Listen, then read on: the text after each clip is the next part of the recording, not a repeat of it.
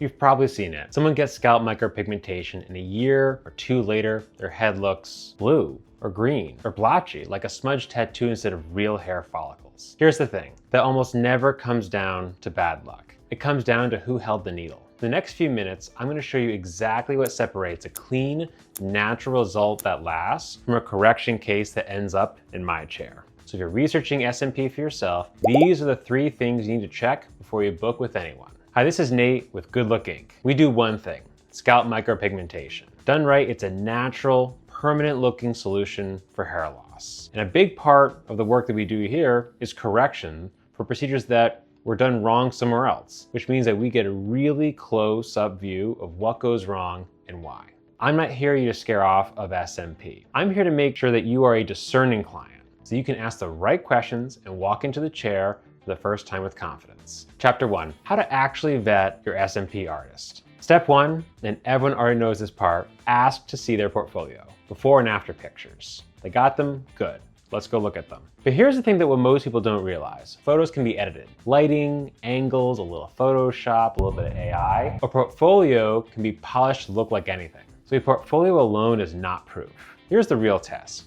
Any artist who's genuinely been doing this for years has local clients, real people who've had the procedure done and are happy to talk about it. So ask if you can see a healed result in person or hop on a quick phone call or Zoom with someone who's already gone through it. Someone who loves the results will be happy to tell you about their experience. And watch the artist's reaction when you ask that question. If they get weary, if they get cagey, if suddenly it's complicated, that tells you something about their experience in this industry. Confident, experienced SMP artist has nothing to hide and a roster of happy clients to prove it. One more thing, because this matters. Ask to see a healed client. Healed results are important, not just the fresh ones. Right after an SMP session, SMP looks darker and sharper than it will once it settles. Real skill shows up how the work looks months later, not only the day it was done. So chapter 1, portfolios can be faked, references can't. Ask to talk to a real client, ask for healed results, and watch how they handle that question. Chapter 2, why SMP turns blue or green. Will my SMP turn blue? That's one of the most common questions I get. I'll be straight with you. Yes, it absolutely can happen, but only for specific preventable reasons. The first reason is the pigment itself. A lot of technicians out there use nothing but a carbon black base. To lighten it, they dilute that black with witch hazel or distilled water to make it a gray wash. Now here's the problem with a pure black undertone, diluted or not. Over time it can shift cool, it can start reading blue.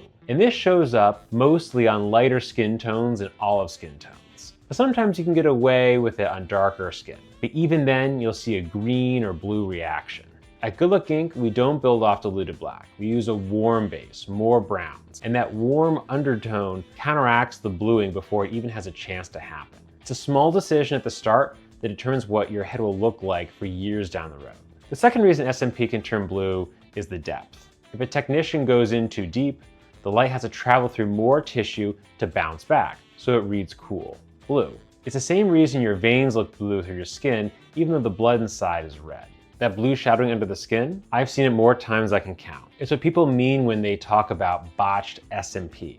Migration, blotchiness, that washed out blue cast, and almost always, it traces back to the wrong pigment, the wrong depth, or both. The good news is, every bit of that is a choice the artist makes. The right pigment and the right depth in blue is simply not in your future. Chapter 3, depth, the hairline, and why patience wins. I want to stay on depth for a minute, because here's where the real craft of SMP lies. The depth you place pigment on the scalp is everything. Go too deep and you get that migration we just talked about. Pigment filling under layers of skin, that cool blue cast, the blotchy oversized dots. And here's the pressure. We essentially get one chance to lay a perfect impression. So it has to sit shallow, right at the surface, so it doesn't migrate. There's not one single depth across the whole head. Your skin changes from area to area. In the crown, you've got a little bit more leeway. The skin there is spongier, thicker, but the hairline is tight. It's delicate. It has the most potential to migrate. So that's exactly where you have to be the most careful with depth, where you end up creating big, dark dots right at the most visible part of someone's face. There's another way to wreck a hairline too, placing the dots too close together.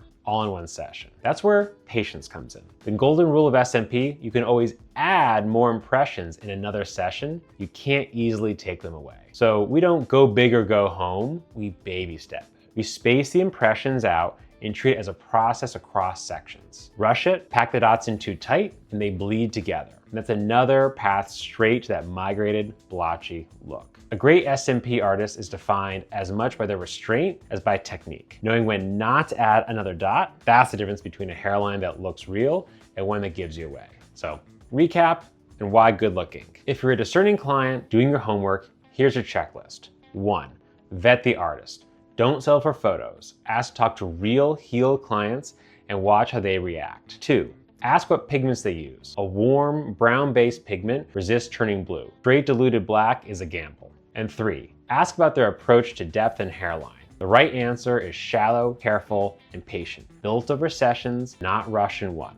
At Good Look Inc., this is our standard. Warm-based pigment, surgical attention to depth, and a hairline built with restraint. And a wall of real clients will vouch for it. It's also why so much of our work is in fixing results from other people who didn't ask these questions the first time.